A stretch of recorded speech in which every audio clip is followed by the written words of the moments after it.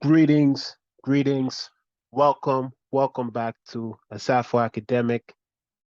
This video, I got my problem with the black conservatives. Now, I just want to say, before I begin, I just want to say that I do not consider myself Democrat or Republican. I consider myself a nonpartisan.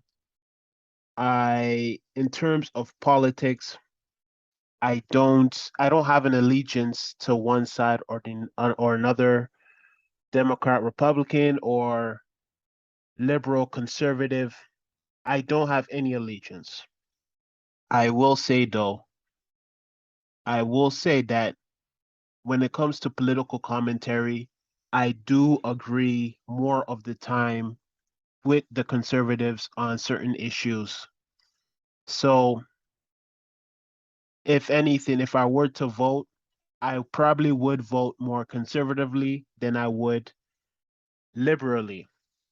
But that doesn't mean that I'm not going to call out the black conservatives and show the flaws and the problems. Now, with that being said, hopefully it's understood. I'm not doing this as an attack from one side. I'm doing this, it's not about attack, it's more about fact checking and about the truth. And conservatives love to say that, it should be facts over feelings. But when it comes to certain issues like African history, all that goes out the window. So the black conservatives, it all starts with this man here, Thomas Sowell. He is the godfather of the black conservatives. Let me just go through his bio a little bit. He's an American author, economist, political commentator, social theorist, and senior fellow at the Hoover Institution of Stanford University. Sal was born in North Carolina to a poor family. After his family after his family migrated to the north, he grew up in Harlem, New York. Beleaguered by financial difficulties and deteriorated home conditions, he dropped out of Stuyvesant High School and served in the Marine Corps during the Korean War. Upon returning to the United States, Sal took night classes at Howard University before attending Harvard University, graduated magna cum laude in 1955. I'll have to fact check that magna cum laude. That sounds a bit sus, but anyways, he earned his master's degrees in economics from Columbia University the next year and received a doctorate in economics from the University of Chicago in 1968. So clearly, this brother is very educated. He spent a lot of his time dealing with education, right? So let me go on down here about his writings. Themes of Sowell's writing range from social policy on race, ethnic groups, education, and decision making to classical and Marxism economics to the problems of children perceived as having disabilities. Sowell had a nationally syndicated column distributed by Creator Syndicate that was published in Forbes magazine, National Review, The Wall Street Journal, The Washington Times, The New York Post, and other major newspapers, as well as online on websites such as Real Real Clear Politics, Town Hall, World Net Daily, and Jewish World Review. Sowell commentated on current issues, which include liberal media bias, judicial activism, and originalism, abortion, minimum wage, universal health care, the tension between government policies, programs, and protections, and family autonomy, affirmative action, government bureaucracy, gun control, militancy in U.S. foreign policy, the war on drugs, multiculturalism, mob rule, and the overturning of Roe versus Wade. According to the Journal of Blacks in Higher Education, Sowell was the most cited Black economist between 1991 and 1995 The second most cited between 1971 and 1990. So this he's clearly we're gonna get back to the bio, but he's clearly a very decorated and well established in his field for sure. But this is the problem. This is why I call him the Godfather. His job, especially when it's to go on TV and with all his works, is to essentially blame black people for the situation that they're going through. And he doesn't take an objective eye. He doesn't have an objective eye to systematic racism and anti-blackness. He actually flips it and he actually tries to justify European colonialism. And by extension, he tries to justify why Europe should have invaded Africa because he essentially thinks that Europe civilized Africa. And he does this in different ways. He will look at certain aspects of European colonialism and show that it was good in a sense. Like, for example, he'll look at how Europeans constructed certain things in Africa, and he would try and explain. He would try to say how without that advancement, Africa wouldn't be able to move forward, or that particular country in Africa wouldn't be able to move forward. When there's plenty of documentary written documentary of Africa being completely fine, stable, dependent before Europeans came to the continent. So go down here, back down here to his writings. He was a frequent guest on the Rush Limbaugh show in conversations with Walter E. Williams, who was a substitute host for Limbaugh. So Rush Limbaugh show, that is a notorious right wing, I wouldn't even say old school right wing show that caters to Republicans. And in terms of the situation going on with Black people in America, he ignores all the systematic oppression that's happened in the country, and he looks at the current situation and blames Black people for the current situation. And that's where he gets this idea of pull yourself up by the bootstraps mentality. That's essentially the basis of the Republicans' ideology, is pull yourself up by the bootstraps. It doesn't matter what happened in history. You have to you have to advance yourself now. Um so yeah, that's pretty much it. I'm not gonna go too deep into Thomas Sowell because Thomas Sowell is essentially the one that influenced a lot of these Black conservatives that we do have today, and I'm going to go through them. So over here is Thomas Sowell, the Godfather. Here we have Larry Elder. Larry Elder is a political commentator. He really paved the way for the Black conservative movement, but he was a little bit older, so he didn't really connect to the younger generation.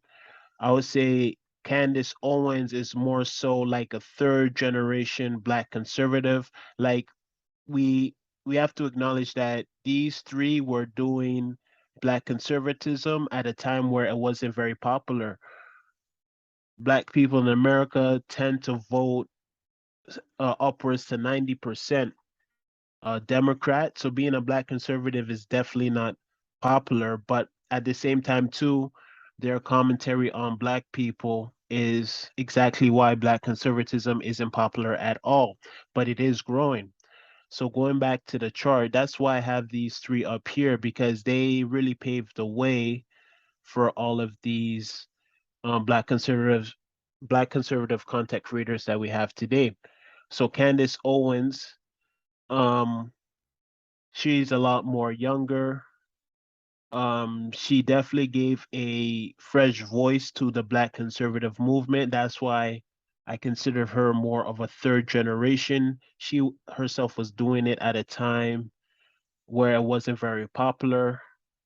But I'm gonna go through the chart and then I'm gonna say exactly what the problem is. I did allude to it with Thomas Sowell, but I'm gonna wrap it up at the end. So down here we have more of the popular commentators now. We got Anthony Brian Logan. He's a YouTuber. They're all YouTubers. Um, Anthony Brian Logan, they all do political commentary. He has almost 1 million subscribers. We have the officer Tatum, who is a former officer. He is over 1 million subscribers. And we have the Hodge twins, aka the conservative twins, aka the Patriot twins. These two is actually interesting. I was introduced to them when they were more of comedians, um, way, way, way back in the day. I first learned about them. They never did any political commentary. They were comedians, and then I stopped watching them, and then I I don't even know how I came across their content, to be honest, but I came across their content when they switched to political commentary, and I'm like, oh wow, they've turned into conservatives now, so, which was interesting. So Officer Tatum and uh the conservative twins are over 1 million subscribers as well. So Candace Owens also is over 1 million subscribers. So they have a pretty strong fan base of people who follow their political commentary. Now, all of them essentially they have the same talking points more or less, right? So with Thomas Howell, the Godfather, he basically laid the foundation of how Black conservatives will talk about Black people and completely ignoring systematic racism. Uh, Candace Owens, all of them really do it, but Candace Owens and Officer Tatum, especially when it comes to police brutality, they'll be on the front lines making excuses why it was justified. They will all do it, but Candace Owens has been doing it for a lot longer. The Officer Tatum, with his background in the police force, gives him sort of like an inside perspective, it appears to be. But in terms of police brutality, when you look at the full numbers, it is true that more unarmed white people are killed by police. But when you look at the total population of white people and the total population of black people are disproportionately killed by police. Black people are disproportionately mistreated by police with excessive force compared to white people as well too. So that is why police brutality is such an issue in the Black community, and these guys want to deny that reality because, oh look, uh more white people are murdered by police, so they bring in the all lives matter argument. They want us to deny the disproportionate rate that's going on in our community. And they also, another point, they also like to point at youth violence within our community and try to use that as a crutch to give excuses to police for using excessive force or murdering Black people, essentially. So that is on the police brutality front. There is the talking points on slavery. So essentially, they all say the same things one way or another. But when it comes to African slavery, it all goes back to Thomas Sowell.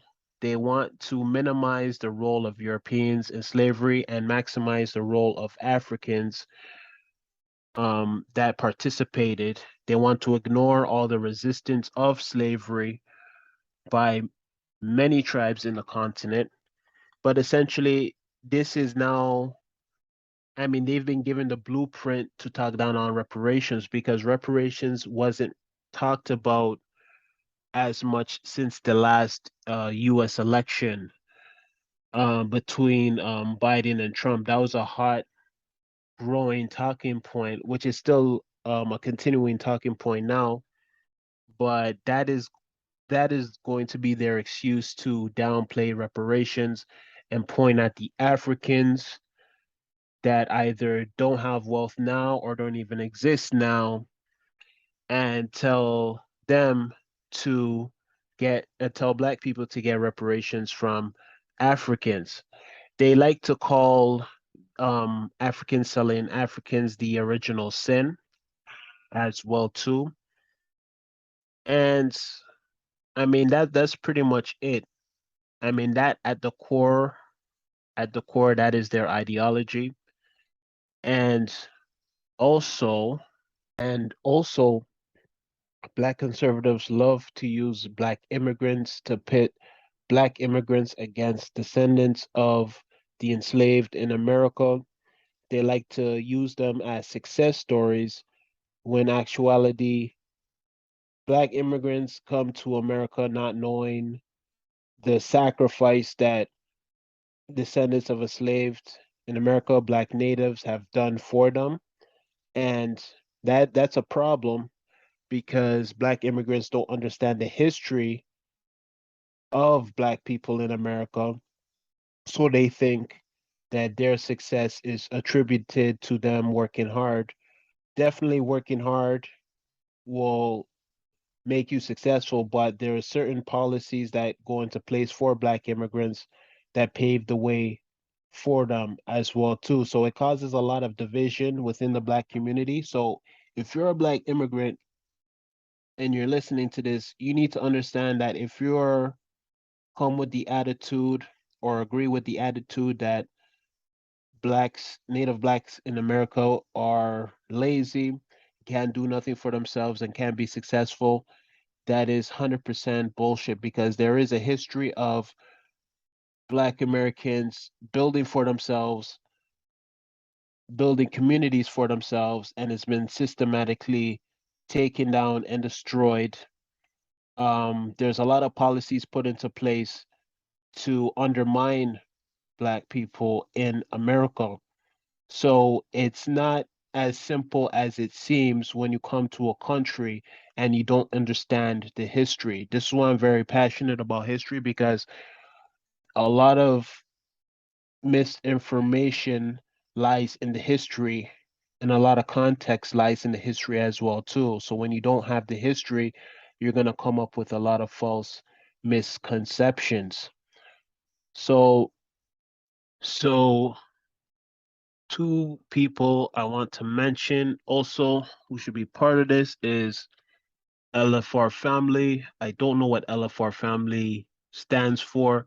Um, but he is more on the conservative side. He's just one person. He does more so reaction videos, but more leaning towards conservative.